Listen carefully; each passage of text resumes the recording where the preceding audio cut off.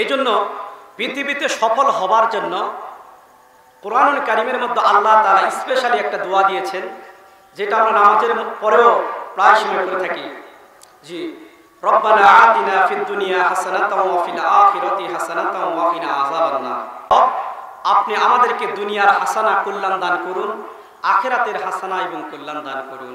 আর যখন আমরা মৃত্যুবরণ করব, কবরের শাস্তি থেকে আপনি আমাদেরকে হেফাজত করুন। এই দোয়াটা আমরা করি, দোয়াটা করা দরকার। এই দোয়ার মধ্যে অনেকগুলো বিষয় লুকিয়ে আছে, যেহেতু সময় স্বল্প আমি শুধু অর্থটাই বলে দিচ্ছি, তাফসীর থেকে নোট করা, যে এই দুনিয়ার হাসানা এবং আখিরাতের হাসানা কল্যাণ বোঝানো হয়েছে। দুনিয়ার কল্যাণ কি জিনিস? তাফসীরে কিতাবের মধ্যে দুনিয়ার হাসানা 10টা লেখা হয়েছে বা বলা হয়েছে। 1 নাম্বার হচ্ছে নিজের জীবনে কোরআন পাওয়া, নিজের জীবনে কোরআন পাওয়া। এখন কোরআন হাতে পেলেই কিন্তু পাওয়া নয়, কোরআন হাতে পেলেই কি পাওয়া? এখন অনেক মানুষ যারা পড়তে পারে না, তাদের হাতে নিয়ে শান্তি হবে? হবে না। এই জন্য কোরআন পড়া শিখতে হবে। রাসূল সাল্লাল্লাহু আলাইহি সাল্লাম বলেছেন, তলাবুল ইলমি ফারিজাতুন আলা কুল্লি মুসলিম। মুসলমান ছেলে এবং মেয়েকে ওই পরিমাণে ইলম শিক্ষা করা ফরজ যতটুকু শিক্ষা করলে ভালো আর মন্দ বুঝতে পারে। 2 নাম্বার হচ্ছে কোরআনের হেদায়েত পাওয়া। অনেক হিন্দু, বৌদ্ধ, খ্রিস্টান তারাও কিন্তু কোরআন পেয়েছে এবং পড়তে পারে, ঠিক কি না? এজন্য কোরআনের হেদায়েত পেতে হবে।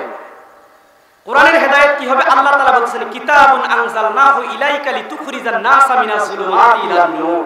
আল্লাহ তাআলা বলতেছেন, পৃথিবীতে যত কিতাব ছিল, যত ধর্ম ছিল, সবকিছুকে বাতিল করে এমন একটা কিতাব নাজিল করেছে যার নাম কোরআন।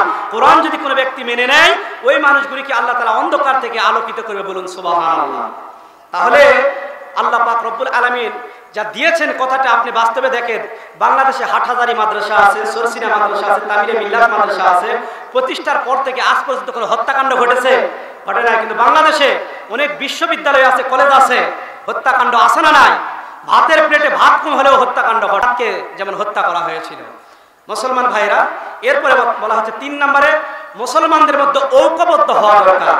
আজকে যদি বিশ্বের মুসলমান ঐক্যবদ্ধ থাকতো, তাহলে কখনো ইসরায়েলরা ফিলিস্তিনিদের উপর কখনো আক্রমণ করতে পারতো না, ভারতে মুসলমানের উপর কখনো আক্রমণ হতো না। এবারে আপনার বিভিন্ন দেশে যখন দেখা যায় মুসলমানদের উপর অত্যাচার, মুসলমানরা নির্যাতিত, বিশ্বজুড়ে মুসলমানরা মার খায়, কি কারণে? মুসলমানদের মধ্যে ঐক্য না থাকার কারণে। 4 নম্বরে হালাল রুজি খাওয়া। এখন আমরা হালাল রুজি খাচ্ছি না, হারামের সাথে বেশিরভাগ সম্পৃক্ত। আল্লাহ তাআলা রাসূল বলতেছে, হাবিবুল্লাহ, যে ব্যক্তি কাজ করে শ্রম দিয়ে খায় সে আমার বন্ধু। বলুন সুবহানাল্লাহ। এরপরে 5 নম্বরে বলা হচ্ছে ভালো একটা পরিবার তৈরি করা। ভালো পরিবার তৈরি করার জন্য ভালো আসবাবপত্র কেনা নয়, বরং পরিবারের যে সমস্ত সদস্য তাদেরকে আল্লাহওয়ালা বানানোর চেষ্টা করা, কোরআন হাদিসের তালিম তাদের সামনে করা। এরপরে 6 নম্বরে কোরআনের আমল করা। 7 নম্বরে কোরআনের জ্ঞান ভালোভাবে অর্জন করা। 8 নম্বরে পরিশ্রম করা। 9 নম্বরে আল্লাহ তাআলার গোলামি করা। 10 নম্বরে নামাজ পড়া। আজকে আমরা সবাই জানি যে নামাজ পড়তে হবে, কিন্তু আমরা নামাজ পড়ি না। যদি কোনো ব্যক্তি নামাজ না পড়ে, তাহলে ওয়াজ মাহফিলে ওয়াজ শুনে, মিলাদ মাহফিলে মিলাদ শুনে বা কোনো জায়গায় যায় লাভ হবে না। এই জন্য নামাজ যেন পড়তে পারি। বলুন আল্লাহুম্মা আমিন। আখিরাতের হাসানা হচ্ছে 5টি।